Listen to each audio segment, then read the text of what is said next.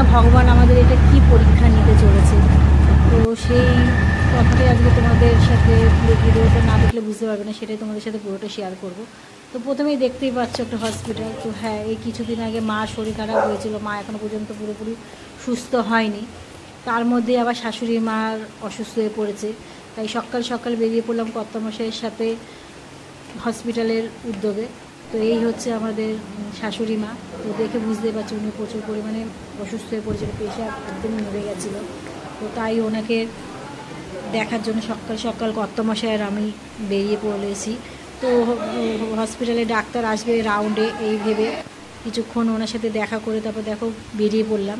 যেহেতু এখন রুম পরিষ্কার করবে, যেহেতু 8টার সময় আমরা গেছি, অনেকটাই সকালে। তো দেখো এখানেই বসে রয়েছি আমরা। আর বাইরে যেহেতু প্রচুর গরম, তো হাওয়া একদমই গায়ে লাগছে না। তো ঘুরে ফিরে আর শাশুড়ি মার কাছে আসছি যে শাশুড়ি মা কী করছে। তো উনি স্নান করে এখন এসে, প্রথমে দেখলাম এসে শুয়েছিল, তোমরা প্রথমেই দেখেছো। তো তার থেকে এখন একটু ওনার বেটার লাগছে বলে দেখো এখন উঠে উনি বসেছে।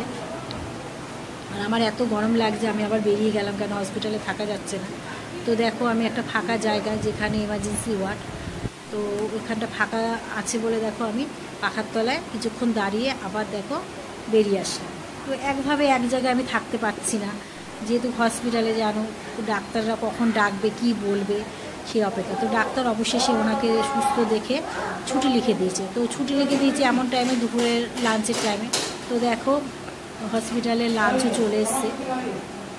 তো যেহেতু ছুটিটা লিখে দিয়েছে, তা লাঞ্চেরও টাইম হয়ে গেছে, বাড়ি নিয়ে যাব।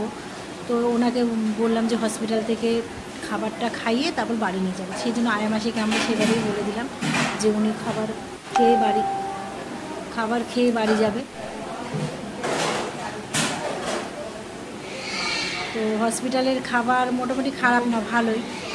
আজকে করেছে পনির। তো এই যে শাশুড়ি মা তো দেখছো খেতে বসে গেছে। তো হসপিটালে তো আর বাড়ির মতো খাওয়া যায় না, তা ওনার বাড়িতে নিয়ে আসতে হবে বলে ওনাকে জোর করেই 2টো বাটি করে খাইয়ে দিয়েছি। তো পনির করেছে আজকে, আর ডিম সিদ্ধ সকালে দিয়েছিল, সেটা দিয়ে উনি দুপুরে লাঞ্চটা করে ফেললো। তো খাওয়ার পর এদিকে ডাক্তারের কাছে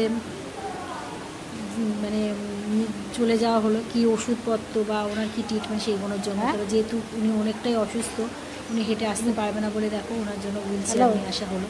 তো শরীরটা অনেকটাই অসুস্থ বলে হেঁটে আসতে পারবে না বলে সেই জন্য হুইল চেয়ারটা করে ওনাকে সুবিধার জন্য নিয়ে আসা হলো।